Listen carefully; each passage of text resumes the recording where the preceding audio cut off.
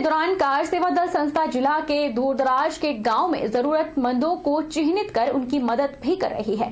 संस्था के इन्हीं सब कार्यों से प्रभावित होकर शमशी पंचायत के छोयल गांव की लगभग 25 ग्रामीण महिलाओं ने अपने निजी कोष से 7100 रुपए की राशि एकत्रित कर कार सेवा दल को दी। महिलाओं ने भरोसा जताया है कि कार सेवा दल इस राशि को नेक कार्यों में खर्च करेगा।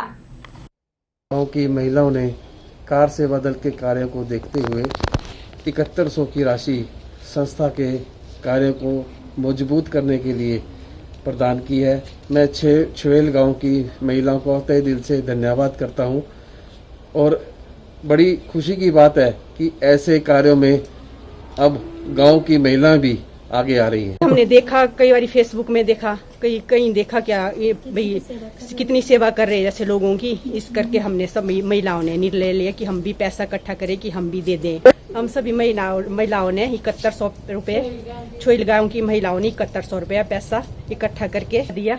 कोविड-19 से जंग में आज आशा वर्कर और हेल्थ वर्कर सबसे महत्वपूर्ण भूमिका निभा रहे हैं। चाहे फिर वह घर घर जाकर सभी लोगों को कोविड-19 से लड़ने के लिए जागरूक करना हो, चाहे फिर बाहरी राज्यों और जिलों से आए लोगों को क्वारंटाइन और उनके स्वास्थ्य की जांच करना हो। आज मुसीबत के समय में आशा वर्कर और हेल्थ वर्कर ही हैं जो दिन रात अपनी सुरक्षा की परवाह न करते हुए आधे अधूरे सुरक्षा किट के साथ सभी की सुरक्षा के लिए निस्वार्थ भाव से अपनी सेवाएं दे रहे हैं। यह वही आशा कार्यकर्ता है जिनके माध्यम से स्वास्थ्य विभाग के सभी महत्वाकांक्षी योजनाएं ग्रामीण क्षेत्रों में हर परिवार तक पहुंचती है और आज इस मुसीबत के समय में भी निस्वार्थ भाव से काम करते हुए महत्वपूर्ण भूमिका निभा रहे हैं। आशा वर्कर को कोविड-19 महामारी से बचाव के लिए पर्याप्त मात्रा में सुरक्षा किट उपलब्ध नहीं करवाए गए हैं। वहीं कल्पा ब्लॉक युवा कांग्रेस के कार्यकर्ताओं ने कोरोना वॉरियर्स को आज सुरक्षा किट उपलब्ध करवाए। कोविड-19 महामारी की इस जंग में आशा वर्कर्स व हेल्थ वर्कर सबसे महत्वपूर्ण भूमिका निभा रहे हैं। चाहे घर घर जाकर लोगों को कोविड-19 महामारी से लड़ने के लिए जागरूक करना हो, चाहे अन्य राज्यों व जिलों से आने वाले लोगों को क्वारंटीन व स्वास्थ्य जांच करना हो, इस मुसीबत की घड़ी में रात दिन अपनी सुरक्षा की परवाह न करते हुए आधे अधूरे सुरक्षा किट के साथ हम सभी की सुरक्षा के लिए निस्वार्थ भाव से अपनी महत्वपूर्ण सेवाएं दे रहे हैं। ये बड़ी दुख की बात है कि ये आज सरकार इन सभी आशा वर्कर्स की सुरक्षा को लेकर गंभीर नहीं है। पधर में न्यू पेंशन स्कीम कर्मचारी महासंघ इकाई पधर द्वारा न्यू पेंशन प्रणाली के विरोध में ब्लैक डे मनाया गया। पधर उपमंडल न्यू पेंशन स्कीम कर्मचारी महासंघ के अध्यक्ष सतीश भाटिया ने सरकार से मांग की है कि हिमाचल प्रदेश में पुरानी पेंशन को बहाल किया जाए ताकि कर्मचारियों का मनोबल बढ़ सके और कर्मचारियों में और अधिक ऊर्जा के साथ सरकार की कल्याणकारी नीतियों को धरातल पर अमली जामा पहना सके। कई राज्यों में 2004 से या उसके बाद ये स्कीम लागू की गई थी, लेकिन हिमाचल में जो है तो इसको बैक डेट से लागू कर दिया गया। इससे हमारे बहुत से कर्मचारी भाई आहत हुए हैं और जो हमारी आने वाली पीढ़ी है जो आगे नौकरियां लगेगी उनके लिए भी ये बहुत ही दुख का विषय है कि उन्हें पेंशन से विहीन कर दिया गया है। कर्मचारी 58 साल तक सरकार की इसमें सेवा रात दिन सेवा करते हैं, लेकिन 58 साल के बाद जो उनको सेवानिवृत्ति के बाद उनका और कोई भी सहारा नहीं होता है। सेवानिवृत्ति के बाद ना ही वो दिहाड़ी का काम कर सकते हैं, ना ही किसी और काम के काबिल रहते हैं। तो सरकार के मेरा ये सरकार के लिए एक अनुरोध है कि इस पुरानी पेंशन को जो है तो जल्दी से जल्दी बहाल किया जाए।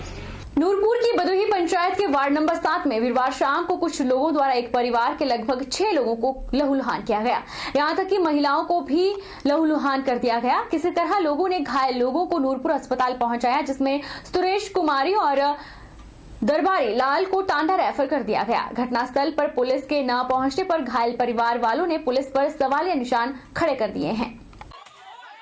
नूरपुर की बदोही पंचायत के वार्ड नंबर 7 में वीरवार शाम को कुछ लोगों द्वारा एक परिवार के लगभग 6 लोगों को लहूलुहान किया गया। लड़ाई की वजह का अभी तक पता नहीं चल पाया है। घायल परिवार पूरी तरह से सहमा हुआ है। डीएसपी साहिल अरोड़ा ने फोन पर बताया कि दोनों परिवारों में लड़ाई झगड़ा हुआ है। घायलों का मेडिकल करवाया गया है और रिपोर्ट दर्ज कर ली गई है। आगे की कार्रवाई भी जारी है। वहीं घायल ज्योति ने बताया कि पूरे परिवार को लहूलुहान किया गया। परिवार को बचाने के लिए गई थी और उस पर भी हमला अलग कर दिया गया और कंधे पर गहरी चोटें आई हैं। गाड़ी को भी तोड़ दिया गया है। वहीं घायलों ने पुलिस प्रशासन पर सवालिया निशान खड़े किए हैं।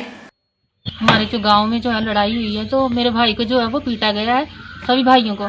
तो मैं भी जो है वो बचाने के लिए गई थी और मुझ पर जो है वो हथौड़े वगैरह रस्से जो भी कुछ लिया हुआ था उससे उन्होंने जो है पिटाई की है। और मेरी जो है इधर पिछली साइड बैक साइड पे जो है रोड जो है वो जोर से लगाया गया, उन्होंने मारा है।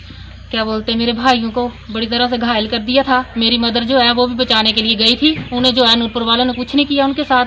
उनको जो है वो टांडा में रेफर कर दिया गया है और वहाँ पे जो है पूछताछ अब चल रही है, पता नहीं, वो नहीं पता मेरे को।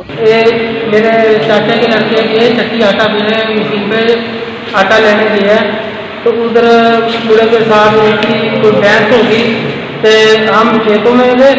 खेतों में तो आए रोला सुना, हम दौड़े देखने के लिए, तो बाद में ऐसा हुआ कि जानते भी हम उनके घर से आगे और दुकान से आगे निकल गए, उसने पीछे से बाहर कर दिया।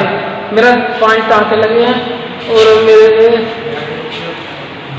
तो पूरी बाँह गाड़ा मारे। मंडी जिला प्रशासन द्वारा लोगों को सोशल डिस्टेंसिंग के साथ मास्क पहनना अनिवार्य किया गया है ताकि लोग संक्रमण से खुद और दूसरों को बचा सके। वहीं देव मेटल इंडस्ट्री सौलीखट द्वारा रोटरी क्लब मंडी के सहयोग से इंडस्ट्रियल एरिया में काम करने वाले मजदूरों को हैंडमेड मास्क वितरित किए गए। साथ ही सोशल डिस्टेंसिंग के बारे में जागरूक भी किया गया।